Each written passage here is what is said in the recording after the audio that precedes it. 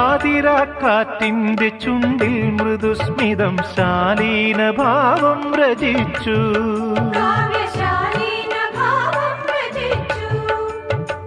ഇന്നീ പകൽ പക്ഷി പാടുന്ന പാട്ടിൽ ഓരോ കിനാവും തളിർത്തു.